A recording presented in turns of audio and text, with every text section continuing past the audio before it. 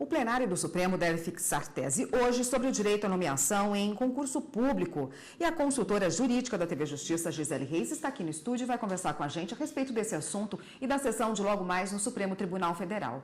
Boa tarde, Gisele. Boa tarde, Érica. Boa tarde a todos.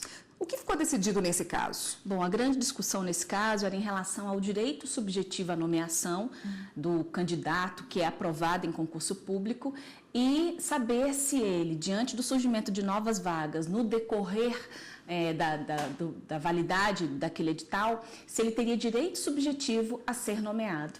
Então, o que estava sendo discutido aqui, e aí houve um julgamento de um recurso com repercussão geral reconhecida, os ministros entenderam por dar provimento parcial, por negar provimento, né, isso foi por maioria. O estado do Piauí acabou se insurgindo contra uma decisão do Tribunal de Justiça Local, porque o Tribunal de Justiça Local determinou a nomeação dos candidatos que acabaram ingressando inicialmente com mandado de segurança. E, então, insatisfeito com essa decisão de nomeação do Tribunal de Justiça, o Estado do Piauí, então, veio até o Supremo Tribunal Federal questionando essa decisão em sede de recurso extraordinário. Então, o que estava sendo discutido foi exatamente esse direito subjetivo à nomeação. Na oportunidade, os ministros entenderam que os candidatos, eles devem ser nomeados e mantiveram, então, a decisão do Tribunal de Justiça local, que era o Tribunal de Justiça do Piauí. E quais foram os fundamentos utilizados para negar aí o segmento, né, indeferir o recurso extraordinário? Bom, esse recurso ele foi indeferido porque os ministros entenderam, inclusive o relator é o ministro Fux, no sentido de que, a partir do momento em que a administração pública, o fato dos candidatos serem aprovados em cadastro reserva, isso por si só não gera um direito subjetivo à nomeação. No entanto, a partir do momento em que a administração pública ela demonstra, né, interesse em nomear, há o surgimento de vagas, há a previsão orçamentária para o preenchimento de vagas naquele concurso público, então aqueles que já haviam sido aprovados no concurso anterior, eles têm preferência na convocação em relação aos aprovados no concurso posterior. Então, houve, em relação a esse caso concreto, foi dentro dessa linha de entendimento, de raciocínio, que por maioria os ministros assim decidiram, exatamente no sentido de que existe de fato uma discricionariedade, uma liberdade da administração pública no que diz respeito à convocação do concurso. Isso não impede, inclusive, que um novo concurso seja convocado, haja toda a preparação para que um novo concurso seja realizado. No entanto, havendo candidatos aprovados no concurso anterior, dentro do prazo de validade daquele edital, aqueles que já foram aprovados devem ser chamados antes dos novos aprovados em concurso posterior. Esse foi o entendimento, e esse foi o entendimento no que diz respeito à resolução do caso concreto, que tratava especificamente de um concurso público de defensor, né, defensor público do Estado. Qual o motivo desse tema voltar à pauta hoje? O que, na verdade, fez ele estar na pauta, o motivo determinante, é a fixação da tese da repercussão geral. Os ministros acabaram definindo o caso concreto, houve a resolução no sentido de manter a nomeação que havia sido determinada pelo Tribunal de Justiça local, mas esse recurso ele teve a repercussão geral reconhecida pelo plenário virtual. E quando isso acontece, Érica, na verdade, a decisão do Supremo Tribunal Federal, em sede de repercussão geral, ela se aplica para todos os demais casos semelhantes em tramitação no país.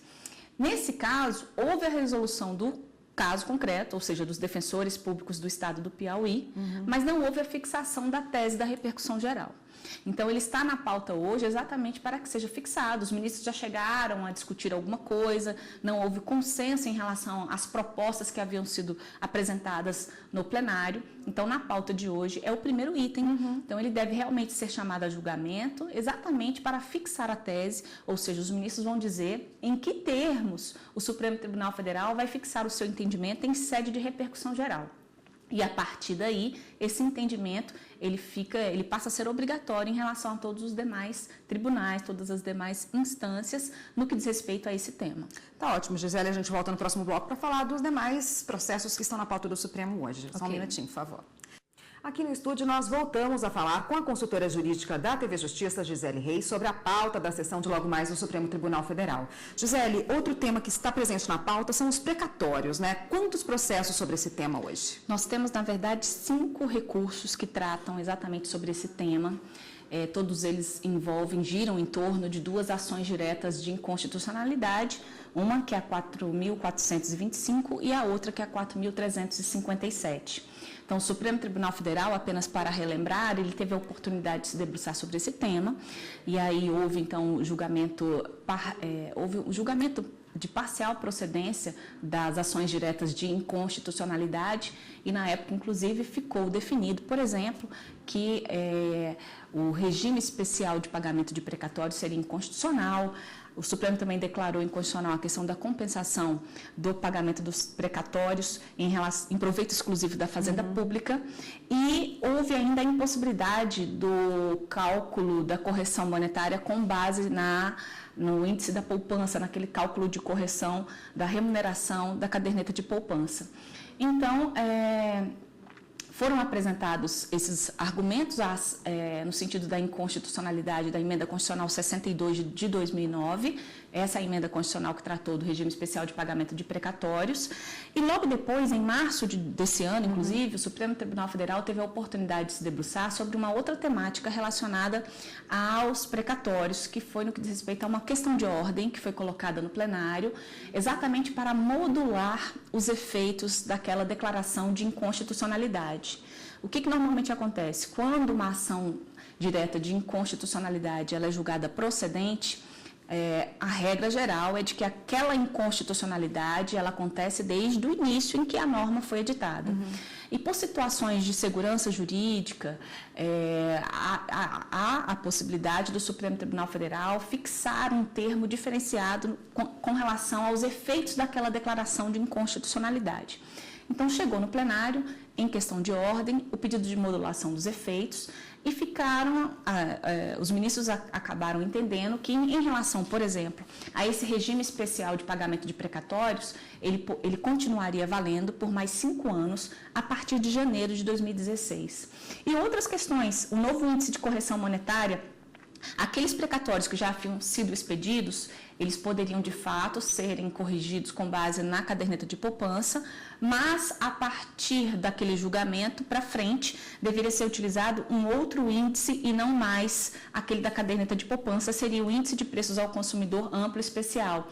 Então, foram determinados alguns ajustes no que diz respeito à decisão, com o fim de dar maior segurança jurídica em relação àquela decisão que o Supremo havia proferido, e aí chegou-se então a alguns termos que foram colocados exatamente nessa modulação dos efeitos. Então, agora é essa modulação dos efeitos que está sendo questionada.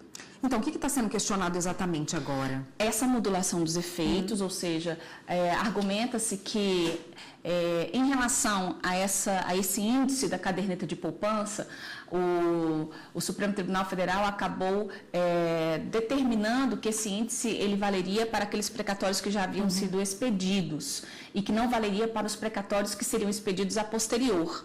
No entanto, haviam processos, por exemplo, em andamento, que já estavam em tramitação e só não tinha havido a expedição formal daquele precatório. Então, um dos argumentos seria exatamente a aplicação ou não desse índice ainda em relação a esses processos que já estavam em andamento. O que nós temos na pauta, na maioria dos casos, tratando exatamente dessa temática, são embargos de declaração. E esses embargos de declaração, eles servem exatamente para sanar alguma omissão, obscuridade ou contradição em relação a um determinado julgado.